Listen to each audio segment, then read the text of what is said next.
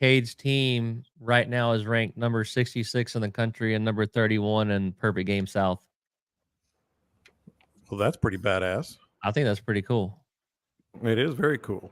By the way, Dean, mine's bigger. I can't compete with most of your fish, but I think my trout is bigger than yours.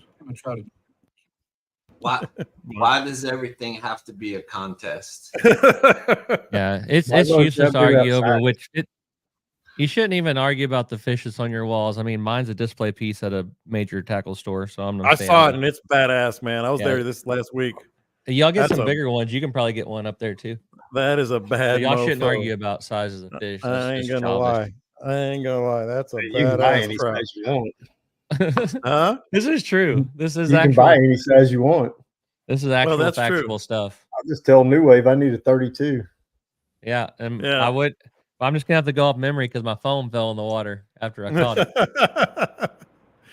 All right, let's get rolling. I think Caleb probably has baseball today, so that's a crazy assumption, John. Yeah, I know. I went out on a limb. I'm going hunting when this is over. All right.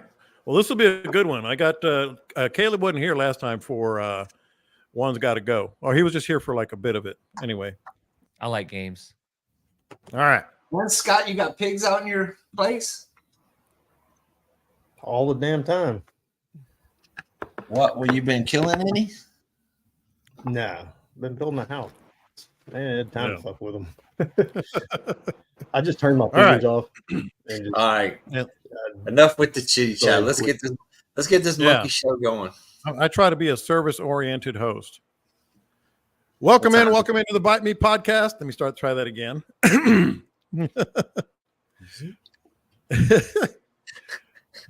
Welcome into the Bite Me podcast. I'm John Lopez. That's Captain Dean Thomas. That's Captain Scott. No, that is Captain Caleb McCumber. A little bit of a celebration right out of the chute here. I didn't even get this until like 20 minutes before we came on air.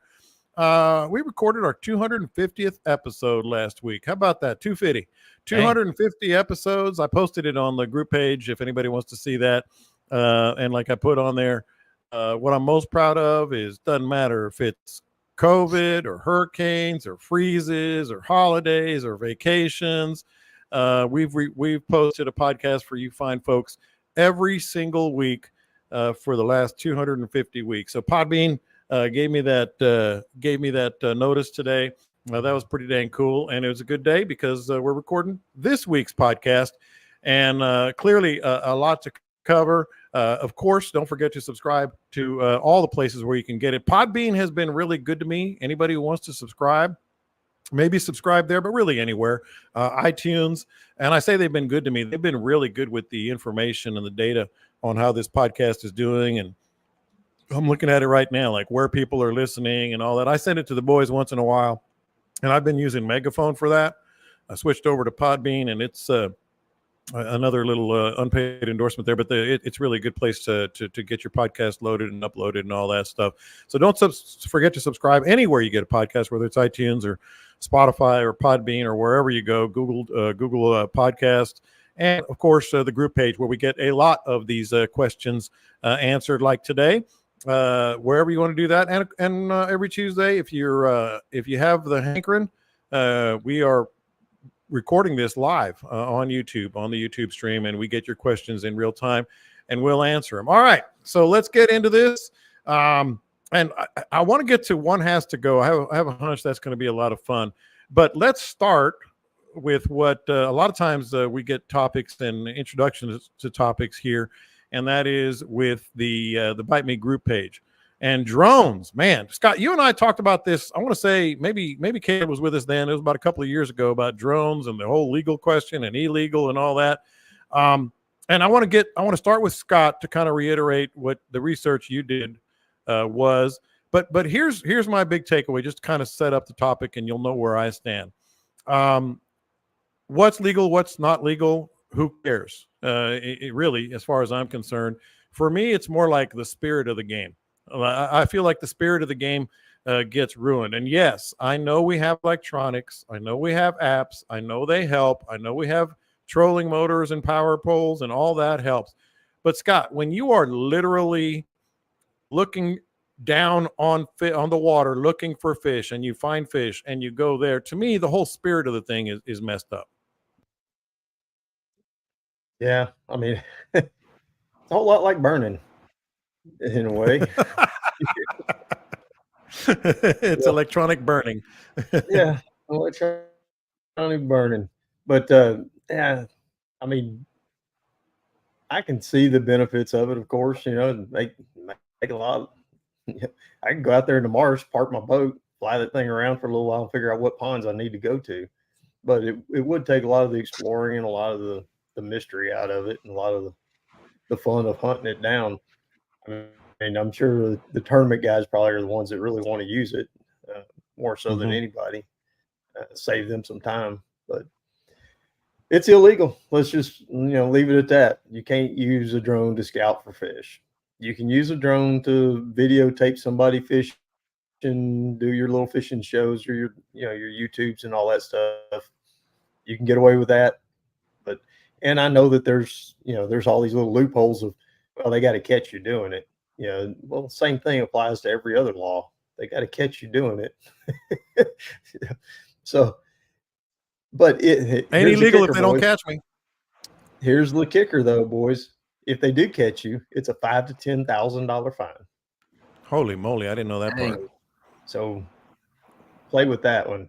Write that check. Yeah. I'm the one that said they got to catch you, and the point I'm making on it is just because I have a video of a fish swimming around on my Facebook or on my YouTube does not mean I went and chased after that fish. And that's the thing where the game wardens on Facebook are like, oh, we got you now. You don't have anything. The game warden has called me directly. No, dude. Well, there's a video where there's a school of fish and y'all were casting into it. Yeah, dude, I saw that school of fish from 300 yards away. Do we really want to? And I said this to the game warden. I said, do you want to come look at my resume and my ability to find fish with or without a drone? Because I can promise you I'm not passing polygraphs using a drone to find fish. So do we really want to talk about this? And it was all right, man, have a good day. We'd have to see that actually happen for it to do. Now, yeah, Scott's right. They see it. If they see it happen, it's going to be a problem for you. And I'm not a lawyer or a judge, but I'll pretend to be one. So why not? And Scott probably can, and Scott is set in the court of law more than most to get that case to an actual judge. I mean, there's a lot of work that has to, there has to be a case. There has to be proof. There has to be a judge that's willing to take that case. How do they put the fact that, you're flying a drone and you're taking video of the birds and the beautiful scenery out there? How do they convert that into you are breaking the law by locating fish to be caught? Well, the way game wardens typically work when they're doing a proactive deal like that is they've gotten the information that somebody's doing it. So they go out, they set up on it, and they'll sit there with binoculars and watch you from way, way off. And if they see you flying a drone around, sitting on your boat, flying a drone around, then you up and move over to a spot and start fishing, then that's the way they would catch you. But as far as just flying around, videotaping yourself, kayaking or poling or whatever, I've had it done. We did a whole TV show with a drone. And the drone actually was over the top of fish when Ed cast into them and hooked up. We got a great shot of it. We weren't using the drone to find a fish. I already found the fish, and I pointed the fish out to the guy who was running the drone, and then he got on top of them so we could cast to him. But that being said, I'm making all the moves to get the permit and just have something not to worry about. What will the permit do, and how does it work? There's a couple of different permits. There's one for doing scientific studies, and I can't even remember the other one.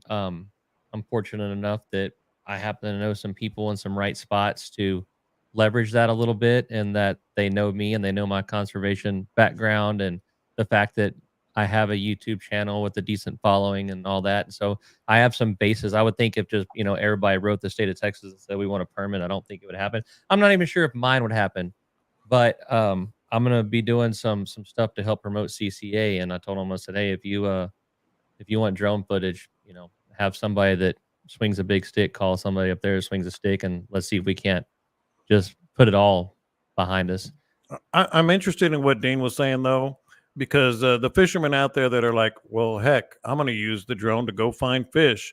There are a lot of loopholes that are going to prevent them. And I've seen Lone Star Law. I mean, I know exactly what Scott was talking about. I'm an addict, and they do set up sort of a stakeout, and they find it. Now they can get you like that if they want to, but I think a lot of times that's made for TV. But Dean, the loopholes, like if somebody wants to do it, and I don't know about you guys, I do not encourage it at all, because I like the spirit of the the hunt, so to speak. But they could absolutely get away with it no matter what the law is, it sounds like. Yeah, I mean, there's laws out there that are tough to enforce. A good example is the seagrass law. But I think there's an awareness that there is a law will prevent it from some people, just the fact that it is against the law. But when it comes to the seagrass, it was a long process of getting the seagrass protected by law.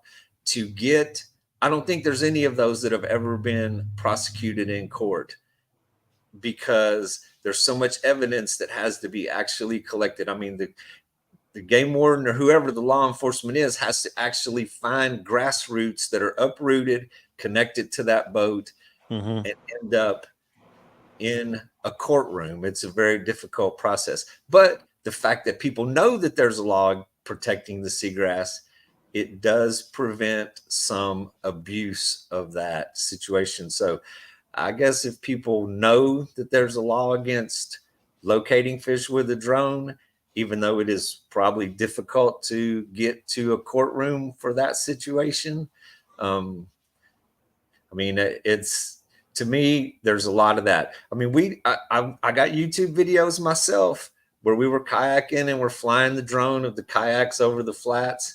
And I mean, you could plainly see fish in the videos, but did we use that to locate them and get to them? No, of course not. They just, they were where we were. So, but yeah, I mean, it's awareness. And just like everybody said, you can go down the freeway 150 miles an hour, and if you don't pass the radar, you didn't get caught today.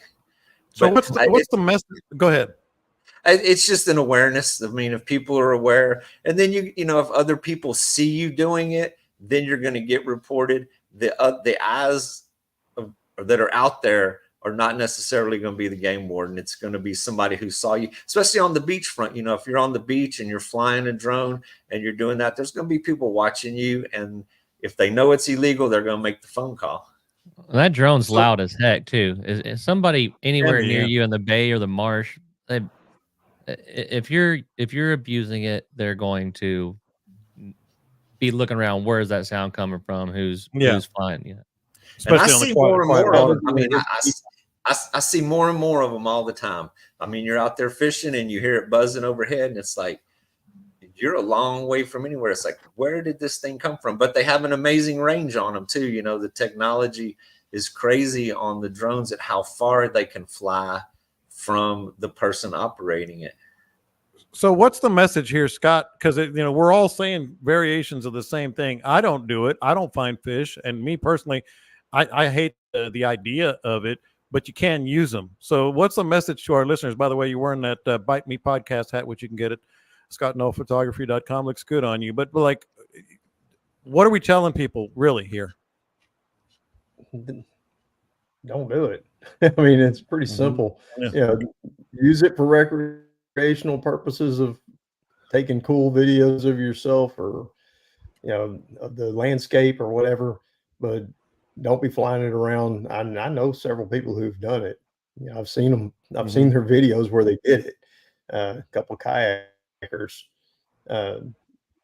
flying a drone around on a lake, and they flew it over some fish, and then they paddled over there and started fishing for them. And then they posted the damn thing online. I just want everybody to know what the legalities of it are. We can all argue all the little points you want, but when it comes right down to it, it's illegal, and you can't walk out there and say, I didn't know, as Yeah. ignorance is not a defense to the charge. Oh John, yeah. I'm just So going to throw Caleb, it out there that I Go ahead. too do not own a drone. Me and you both, brother. What do you mean? I don't even own a You drone. don't have a drone? I don't even have one. You You're were the talking about how last loud person they I would are. think. Yeah. Well, you're why the do last you, How person loud I is would it think. why do you need a permit if you don't have one? Well, I'm hoping to replace mine in the near future. Mhm. They're extra loud when they hit T-top incident. Yeah, they're extra loud when they hit a T-top offshore. Well, I just put it on the screen. Now tell us about this. We need I could have details. died. Yeah, sure you could have. Can Caleb give us thoughts on It's how really well loud, drones but absorb only for a short contact? time. Go ahead. Man, that thing took off all of a sudden on me. You were offshore? Yeah, I was offshore doing a commercial. I don't advertise it a whole lot, but I am for hire to make you commercial videos. And so I was out doing that a couple of days ago. And there's like a 2-mile-an-hour headwind. I'd already launched it 4 or 5 times. I got some dolphins jumping. I got a school of red snapper on top. That's a pretty cool, Yeah. sight. And I think about the 5th time I launched it, no problem. And I took that sucker off. We were on I don't know, like a 35, 40 foot World Cat, big flat front up there, and I took it off. And the wind caught it just right and turned it sideways. And about the time it turned it sideways, I'd goosed it to send it straight up. And I ducked, thankfully, and the blades hit both the port side of my drone, both clipped the top of the T-top, and I just saw blades go everywhere. And I was like, damn, because my drone, I think my drone's a $3,200 drone. That looks cool. I said, damn. And then we run to the back of the boat and look, and the drone is tangled up in a fishing line, and it had tangled up in a spot Lord. just where the entirety of the drone could be underwater. Oh, And so I grabbed the line and I jerked it back up out of the water, and I held the drone. I could feel the motor still humming and all the lights were on. I was like, oh, thank goodness. And then it caught on fire. oh my God. Well, at least you had water to put it out. Yeah. Yeah. Just throw it in the water. Yeah. Yeah. And so I too don't even own a drone. So I don't even know what I'm concerned about, because Captain Caleb don't have another 3Gs laying around at the moment. Yeah. Yeah. I will say, when we were doing the videos for the Freedom boats, and you can see some of them still on the website, that we got actually not stopped. We were kind of like leaving the dock, and there was a game warden there, and I was just chatting with him, and he's like, what are y'all going to use the drones for?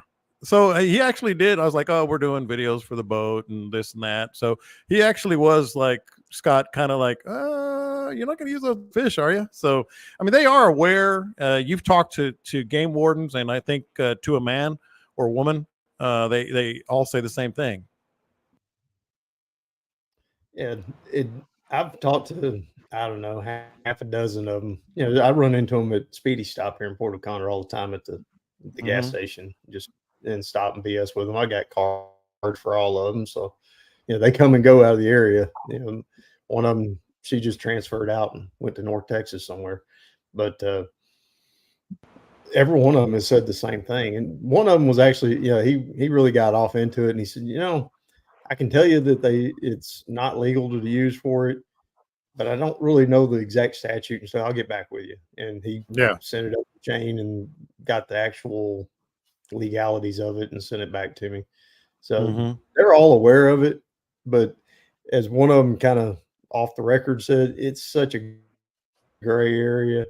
Yeah. Because everybody's using them, and their biggest concern in the way that law is written is people using it for deer and trying to find deer and exotics, and for hunting on the hunting side of things. But it is listed in there as you can't locate game, and fish are game. So it covers the fish well.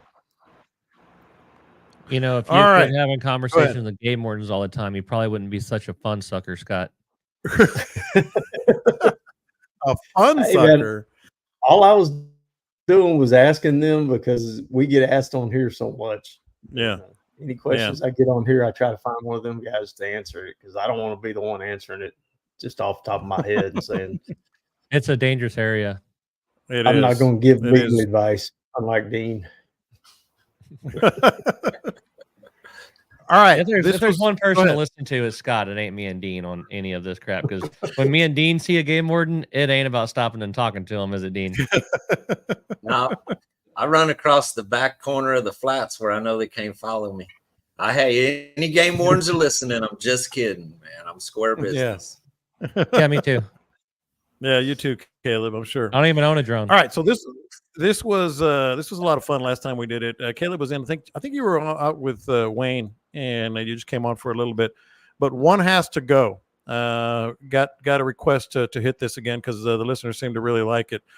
Dean, we're going to start with you and go down and around to Scott and then Caleb. You can't use one of these. One of these things has to be tossed aside. Would you rather have to give up drift fishing or fishing the jetties and beachfront? Well, I would have to get, man, I would have to say the beachfront. I mean, I make my living on the flats, and the beach and the jetties are kind of a fringe benefit in the summer. Mm-hmm. So I've seen the rest of the list, and that's probably the easiest one to answer. Yeah, the rest will get a little harder. Scott? Oh, I'm giving up drifting. Y'all can have that drifted stuff. Giving up drifting.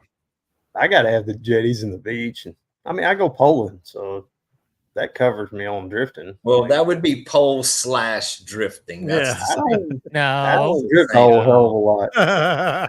Mr. I know what Mr. Caleb's going to Loophole. answer. I know what Yeah, Caleb's going to no. answer just with his response there. You can answer. The only time you drift is while You you're can getting down and put your trade pole pole up. No. So your answer is the same, Caleb?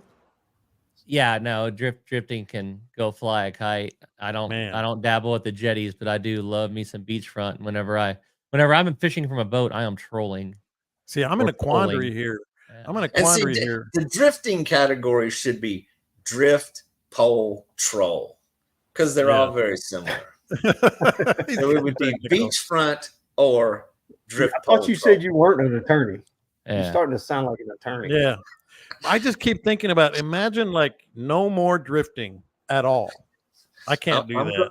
I can't do that. I'm going with the loophole. I've been listening to Scott too much, man. There's too many what ifs. All right. One has to go. Spinning reel or bait casting reel?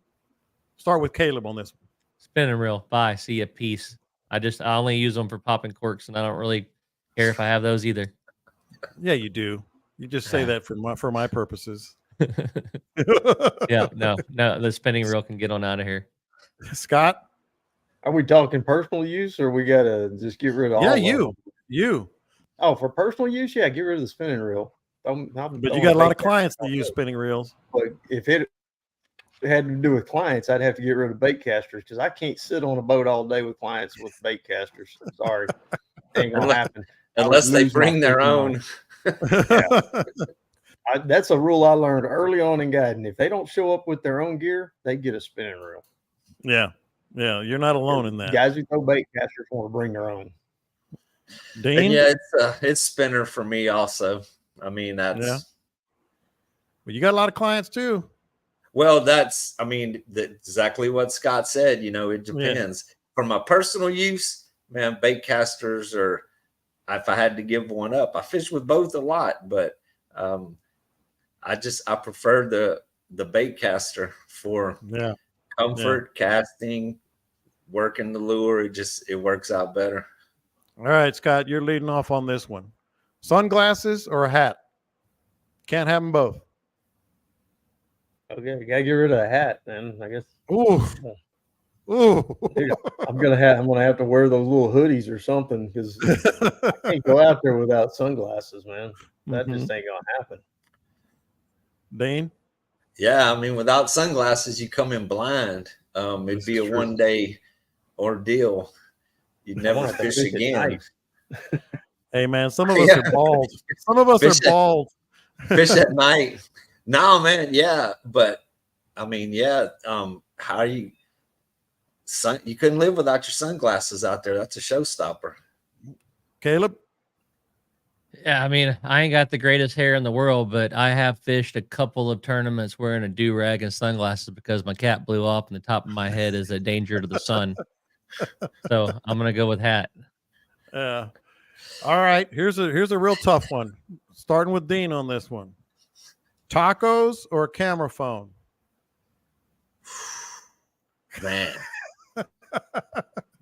love me some tacos. Who doesn't love them some tacos? Especially when you Camera skip phone. breakfast. Camera So phone? can I bring my GoPro?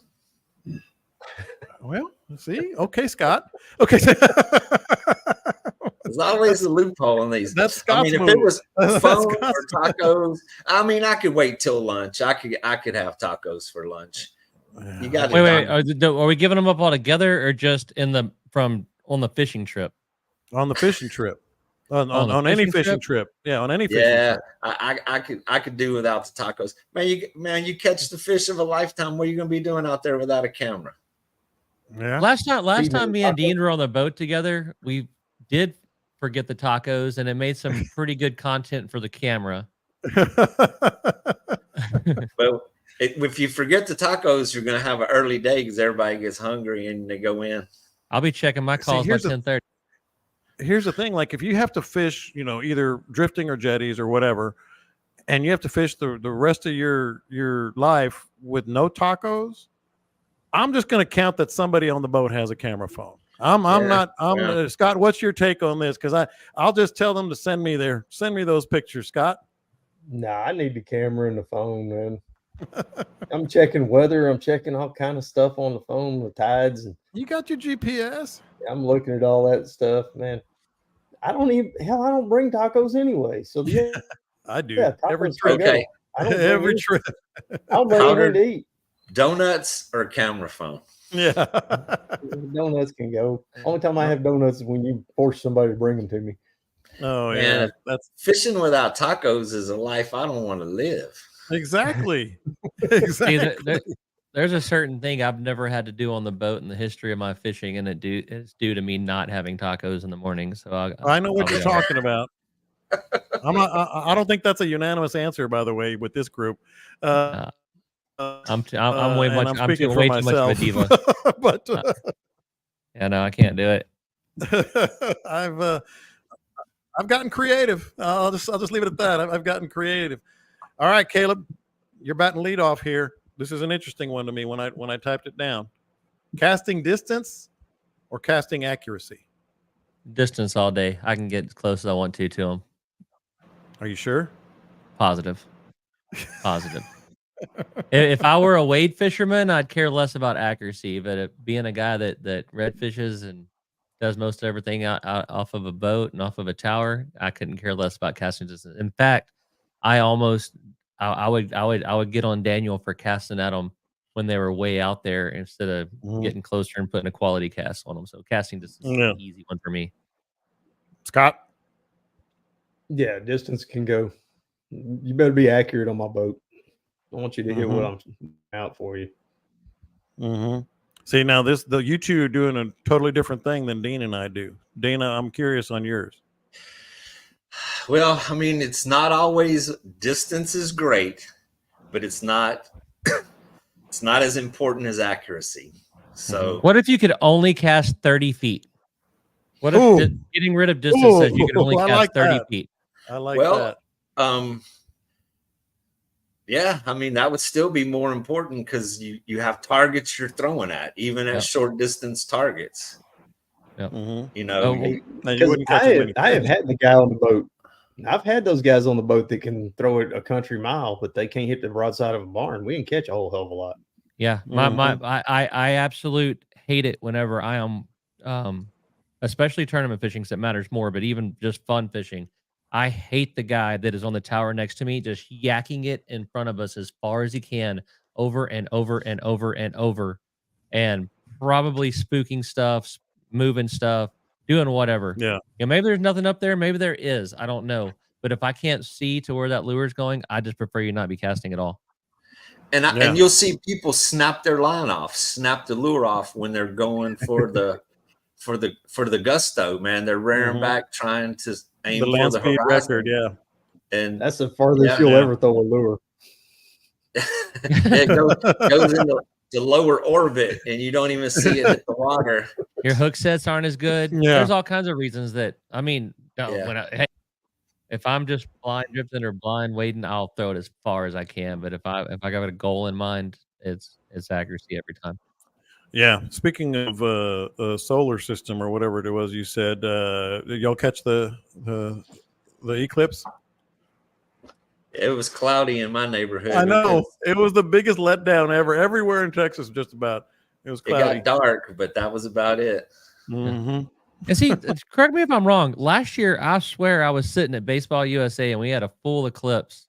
That was in did. the middle of the day. It wasn't.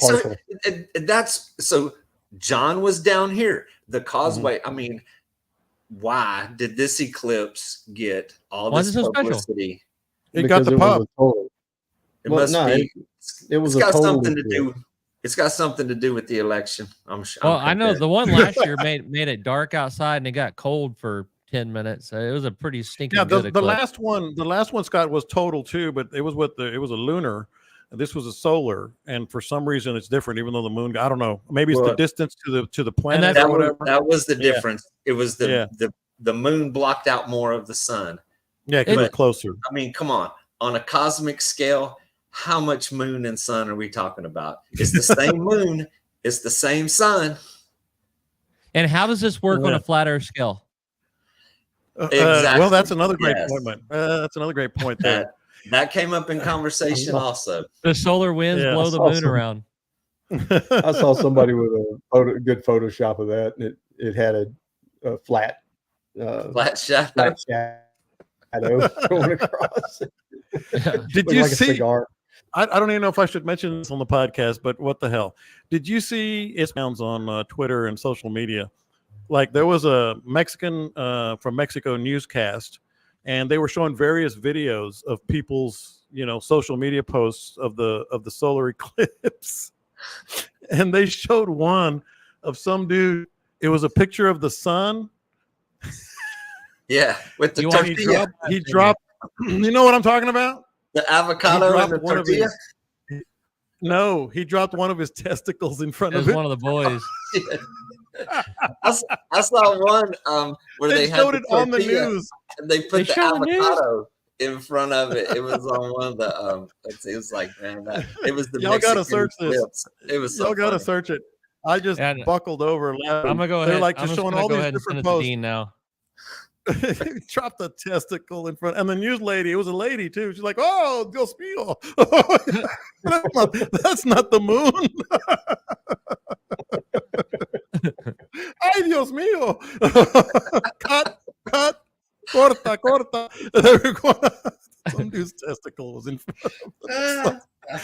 Oh, so Lord! And by definition, it's still a lunar eclipse somehow.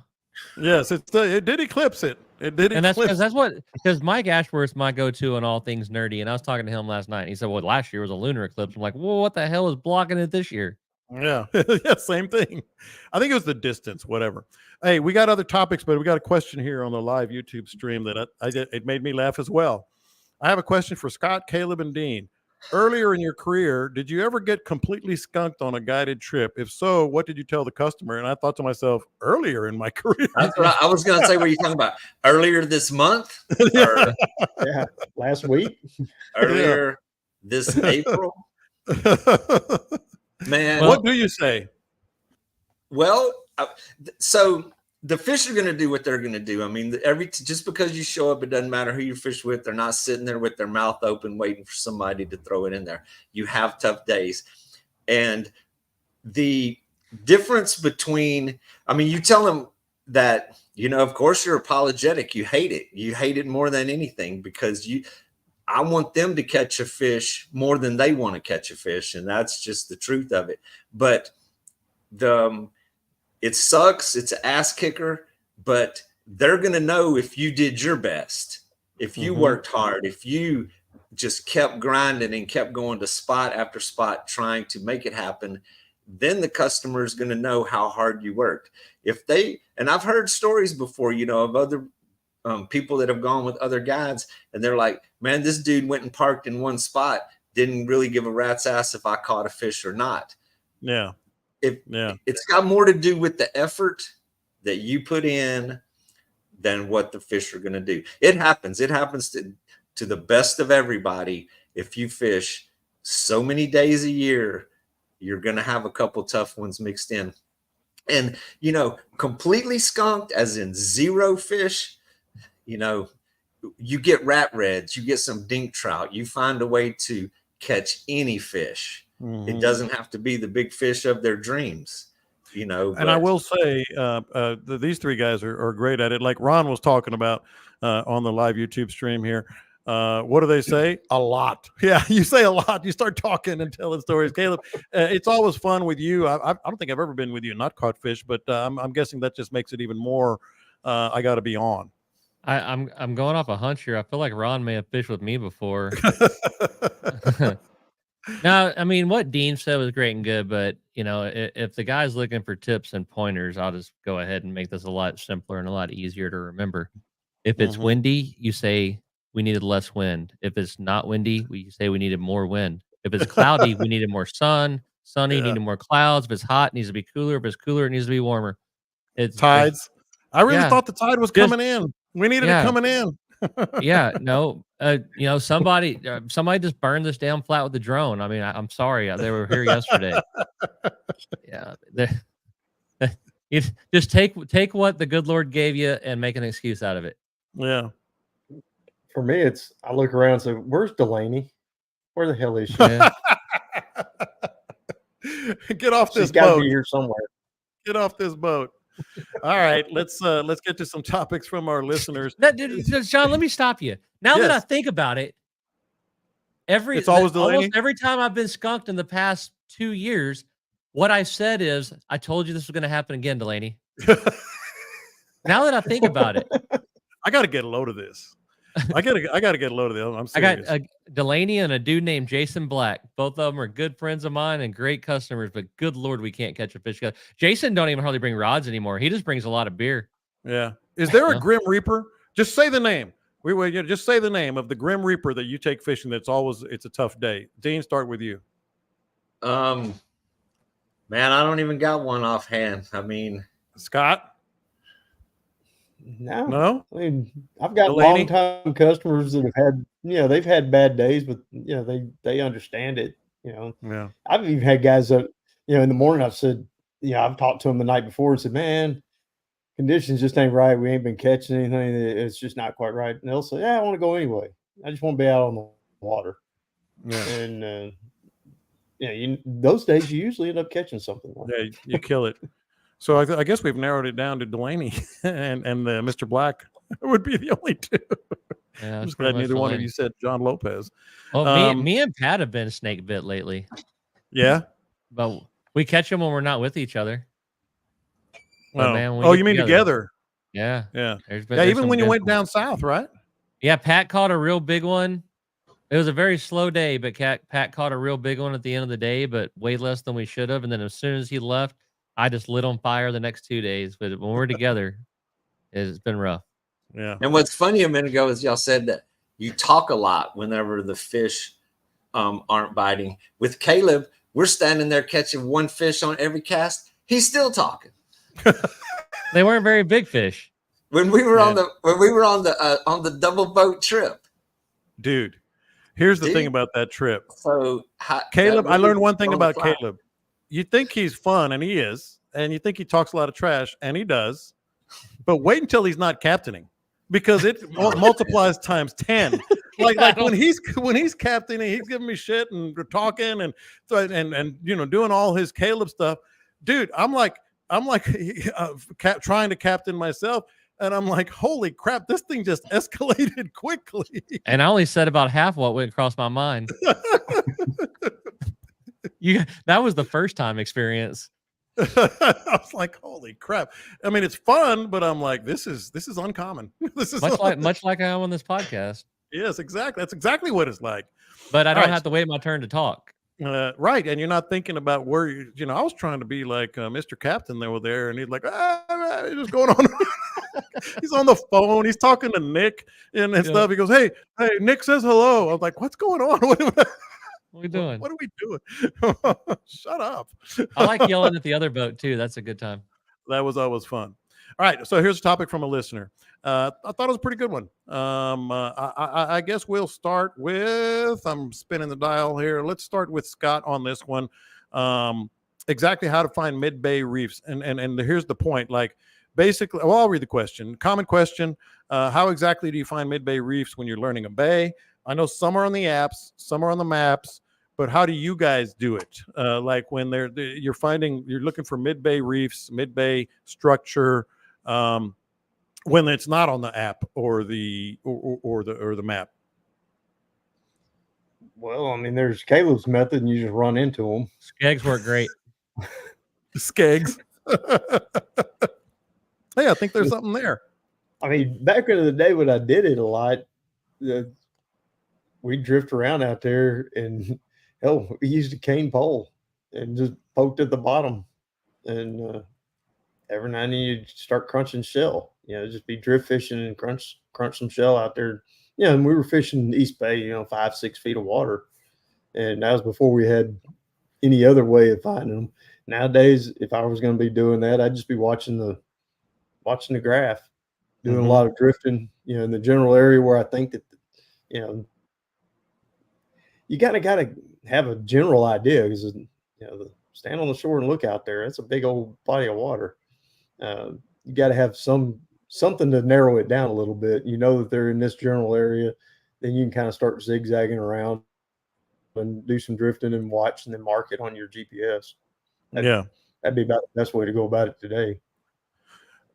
Dean, one thing, this is old school that I used to do when I was learning a bay, because as you guys know, I've always moved my travel trailer to different bays here and there over the last couple of decades.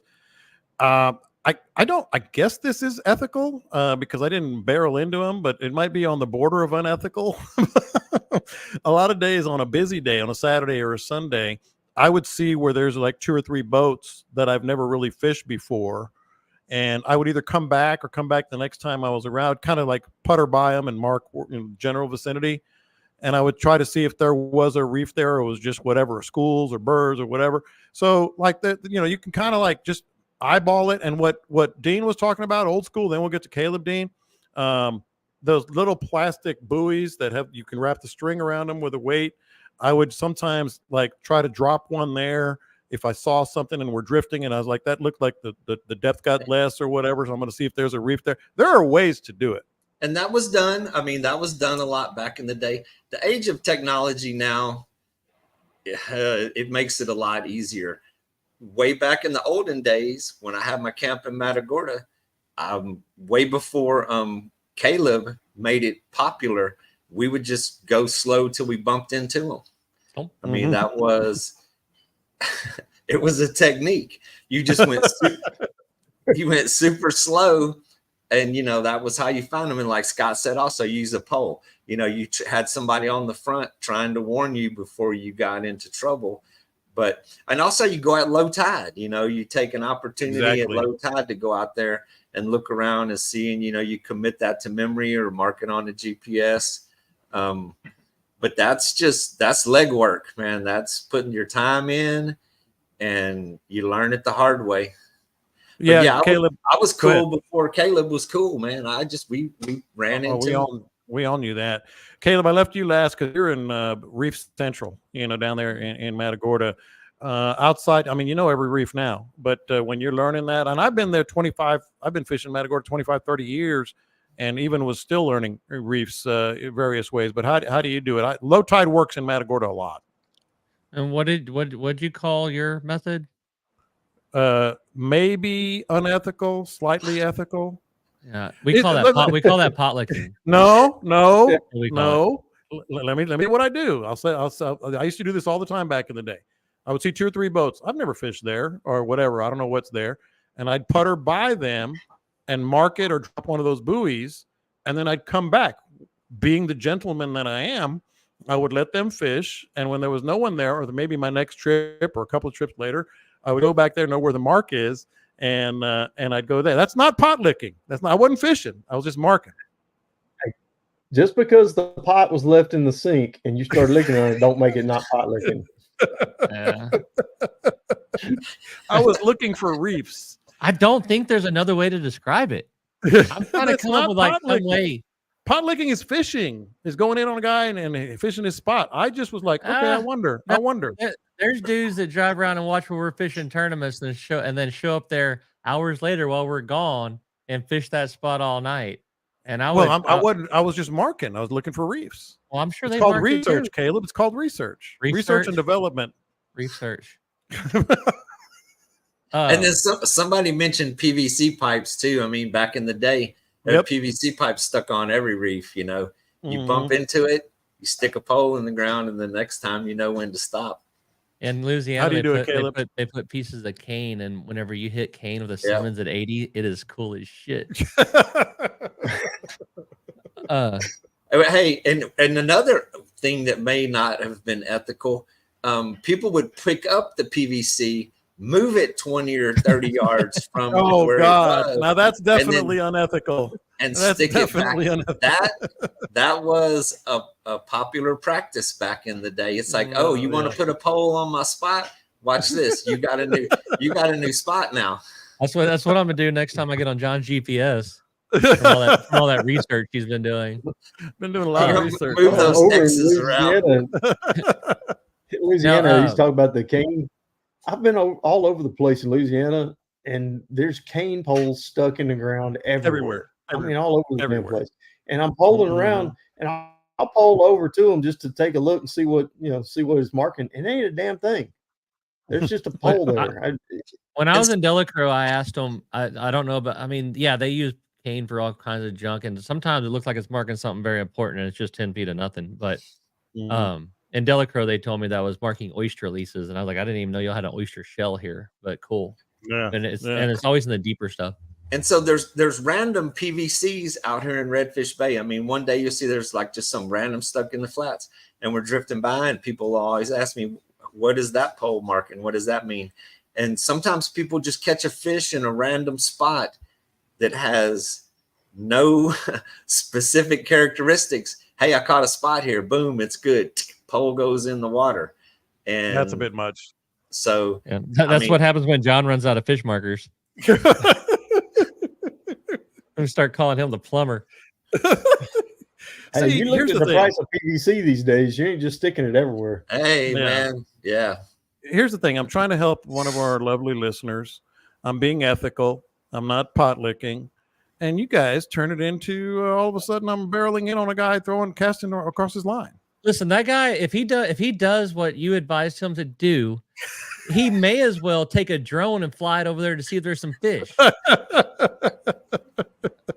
You're trying to get a drone and fly his lure over somebody else's line.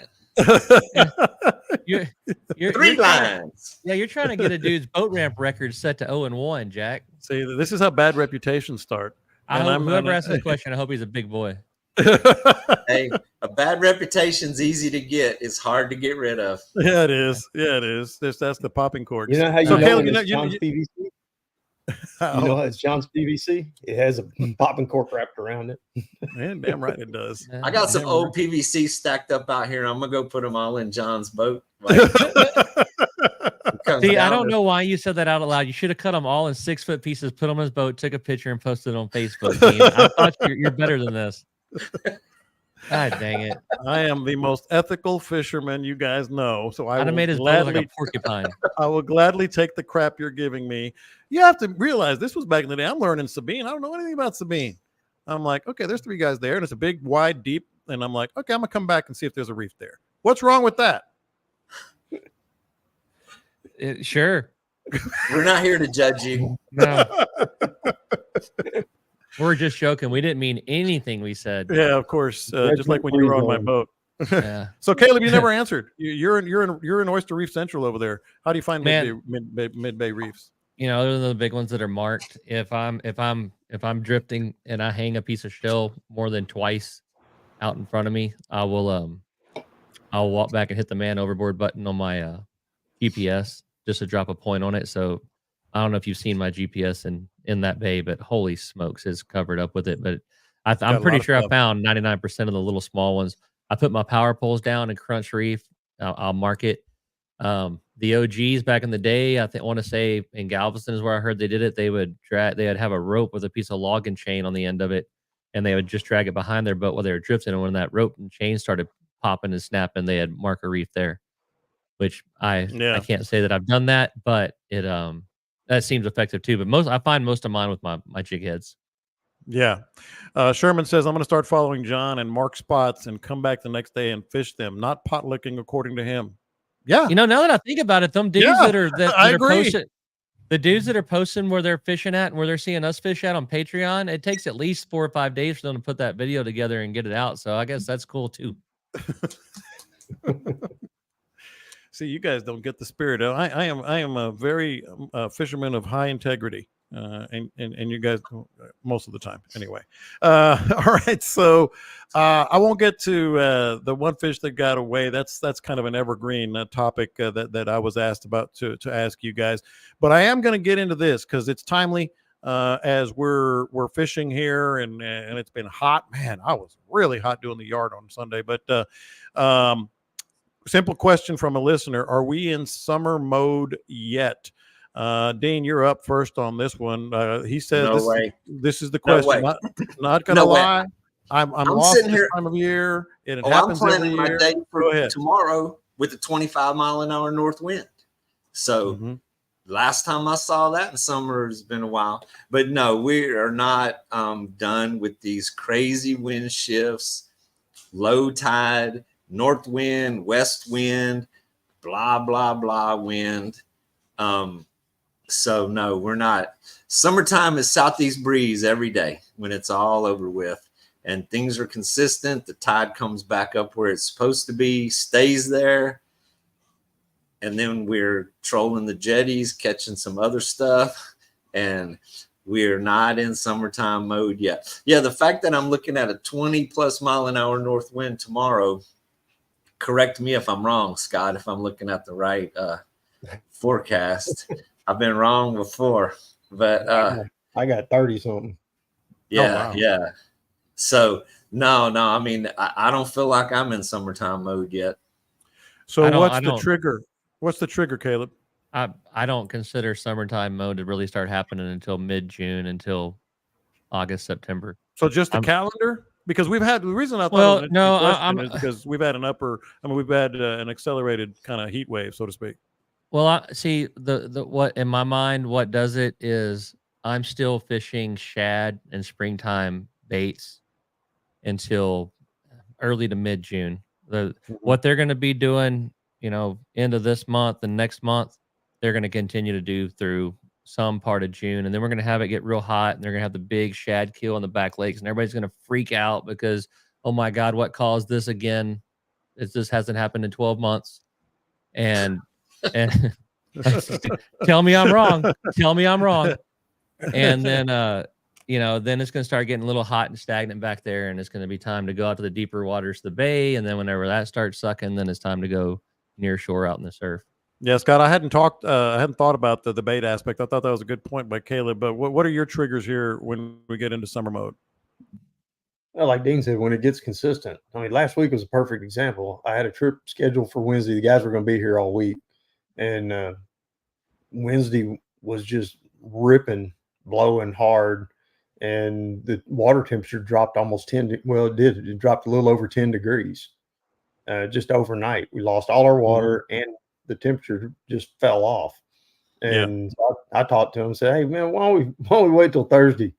And Thursday came and it was 2 to 3 mile an hour winds, 4 mile an hour at daylight, and warming back up. The water temperature jumped back up 8-9 degrees by the time the sun came up. That doesn't happen in the summertime. I mean, we're not losing water. We're not losing water temperatures. There's not that big of a fluctuation. It's just steady going up and getting hotter. But it's all about consistency. And right now there is no consistency. I mean, one day it's blowing, the next day it's not. It's blowing from the other day I was out, it blew from all 4 directions. Oh, we had that recently down there too, yeah.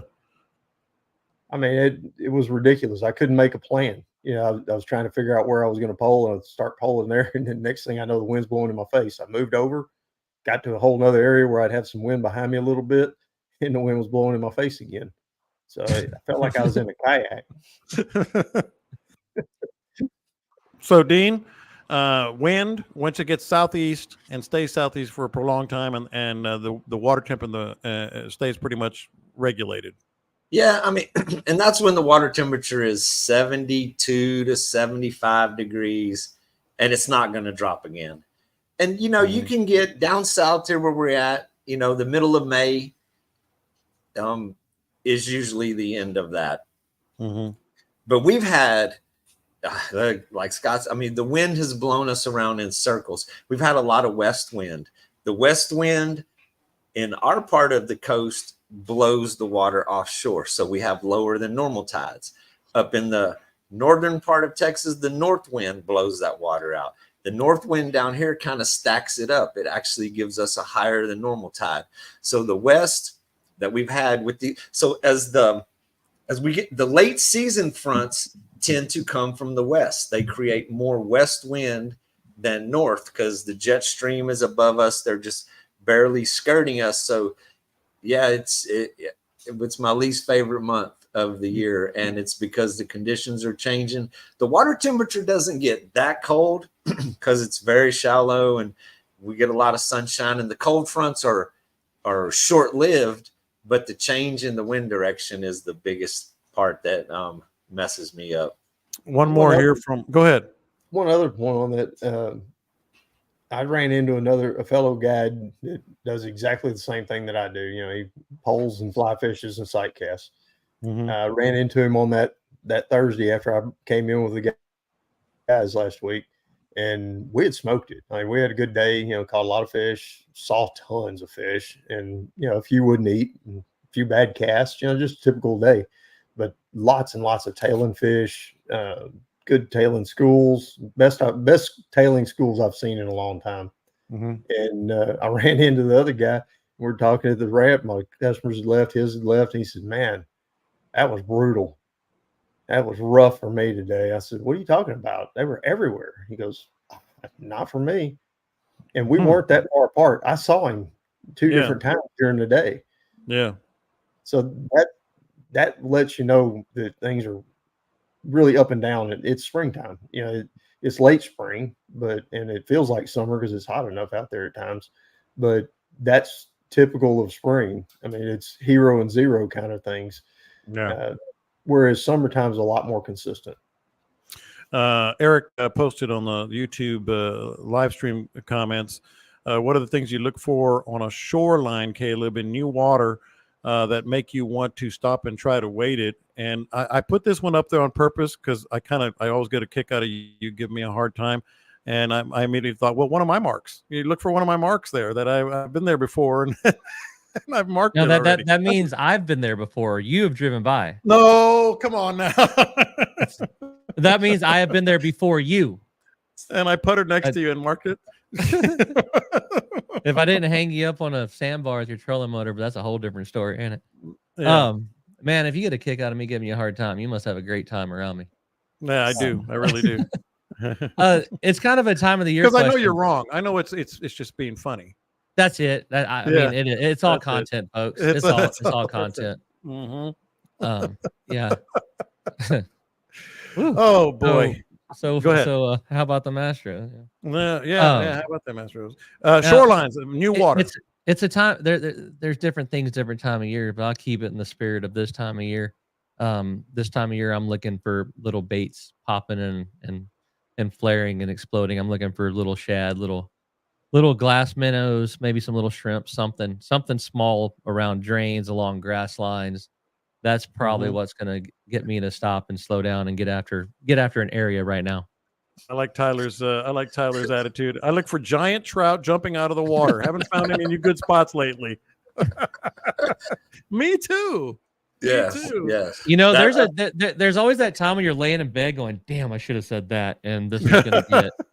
Dude, that's my life. Like literally every day, I was like, "Oh, screwed that up. Should have said this. Should have said that." I'm looking for one heron walking along the shoreline eating minnows. Little white egret, man. I like the egrets. I'm a big fan of the egrets. I told the story about had two like poking their nose down in the water. Like, this is perfect. Turn on the video. Went over there, cast over there.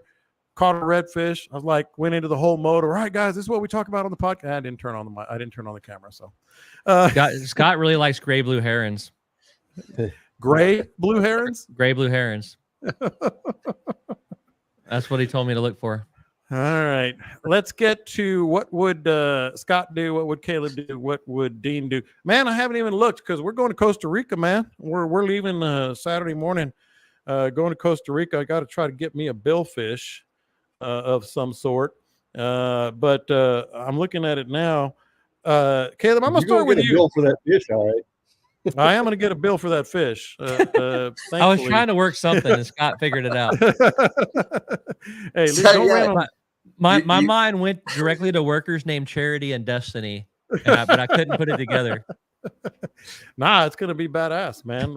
Dean and Carrie are going to be on the trip, and we're going to go out at least a couple times and hopefully catch some big old fish. So I really haven't looked at what I do this weekend. I know I normally am right here. Caleb, you got? I haven't really looked, like I said. So what's happening first of all, and what would you do?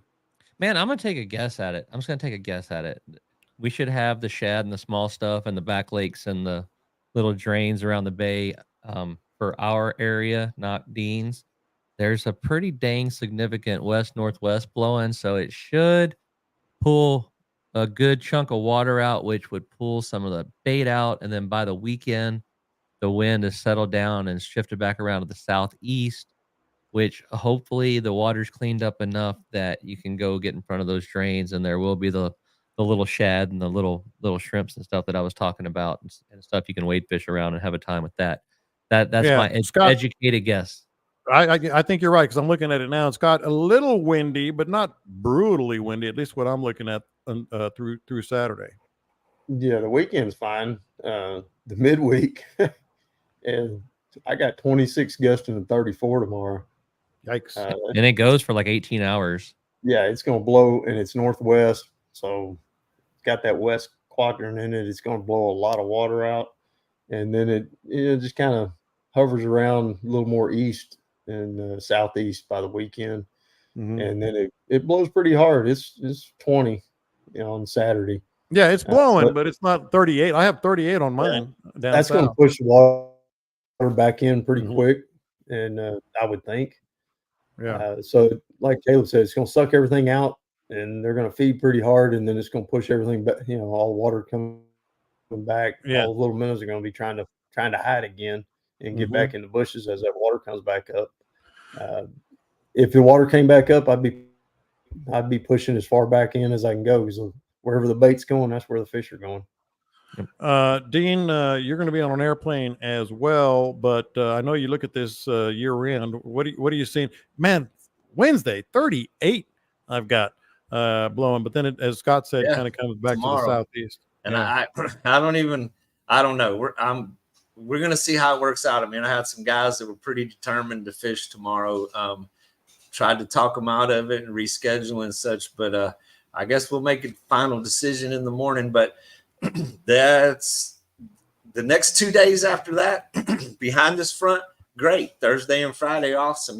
This little thing, whatever's fixing to happen tomorrow, is short-lived. By Thursday morning, it's nice again, but we got crazy high tide today. Well, not crazy high. It's back to normal compared to what it has been. Is great today, but northwest wind is rough on us. But Caleb mentioned earlier about the shad. We got shad all over the bays right now, man. They're just they're flicking and popping. They're on the flats. They're in the deep water. They're just everywhere right now. So except for the minor setbacks with the wind and the weather, good things are about to happen out there. And good things still happen. They're about to happen on a consistent basis is the best way to say that. I'm looking behind you, Dean, and I see that marlin head. I see the sailfish. I know you got that giant mahi. Yeah. What's your goal? What's your goal for Costa Rica next week? My goal is to watch you guys catch fish, man. I've done it. Man. No, man. I have me and Carrie have had some of the most awesome days down there. I mean, we've had days where her and I on the boat landed 20 sailfish with triple headers hooked up. And Yeah, mahi that are just too big to pick up, tuna, the whole works. So, I mean, my goal is to watch you guys catch fish. I've seen it all. I've caught a lot of them. And when somebody goes down for their first trip, it is as much fun to watch it as it is for the person that is on the ride. So, man, we want to see Jan fighting one of those. I mean, my goal, what I always strive for, is to get that picture over the person's shoulder, sitting there with that fish up in the sky. Yeah. So I'm hoping to get some epic shots of you guys fighting some. Well, I'm hoping you get to do that. I'll bring the tacos as always. You guys got anything? Hey man, right outside of Los Sueños, sweet little taqueria, man. You're gonna be like, there we go. You're gonna think you're back home in Kingsville, wherever you're from. And Curtis says, how about throwing out a name of where you're staying and what you're doing? Hey, trust me, we're going to have a DJ down there. I'm sure he's going to be taking a lot of pictures and videos.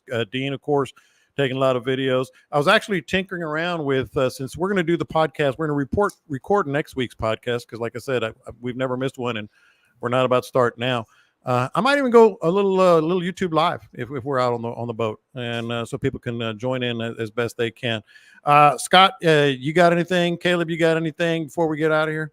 Man, I've been kind of giggling at y'all stressing out about the Astros, but this weekend I'm taking a carload of kids to watch the number 3 Texas Aggies play Vanderbilt. They are just on fire. And I chose to take a carload of kids to A&M on Ring weekend. Dang it. That's $400 motel rooms. Yeah, that's expensive. I knew what you were going to there. Yeah, it's ridiculous. That's the absolute worst. Scott? Jeez. I can tell y'all who to blame this wind and stuff on. Matthew and Chris are coming down. They're gonna stay at the new house tomorrow evening, and then they're going out to the island for a few days. They do it every year. There's a big group of them. They kayak and they bring poling skiffs. They go down there. They camp out over on the Matagorda Island, and they always invite me. And I always think, I got a bed right here, and that rattlesnake infested island don't sound like much fun. And every year when they do it, it blows like hell. You're not talking about Chris. Are you talking about Chris Koch? No. Okay. Is that the pack group? No, it's not the pack group. This is a different group. It's a group of guys. They all get together and come down here. Those pack dudes are cursed too, man. Every time they plan their weekender. Dude, it is an epic wind event, storm event, something. Every time pack comes down. I mean, they need to come in a month other than April. This is what they need to do. That'd be the first advice. There was one year Pack came down and they all camp out there and they paddle out, or they have a boat, bring their kayaks out and their tents and all that stuff. And they're all camping out on this shell island that's pretty high up. And this epic windstorm comes in and pushes the tide up so high it floods their tents. I mean, they were floating in water, but it happens to them over and over and over again. And it don't matter what month they come. I mean, they can come in April, they can come in June or July. It don't matter. It's going to be windy. It's going to be nasty. I usually just try to go ahead and plan some days off around any of their big trips. Jeez. All right, boys. A lot of fun as always. We will have a podcast next week. We never miss on that. Hopefully you guys have a great week. At least it looks like the weekenders, the weekday challenge might be able to catch a break this week, and they'll be the ones that can maybe get into some fish. I hope you do. Appreciate the boys here. Don't forget to subscribe everywhere you get a podcast. Like I said, Podbean, iTunes, Spotify, wherever. And, of course, subscribe to this YouTube channel. Well, guys, we'll talk to you next week. Until then, catch them up, and we will talk to you next week.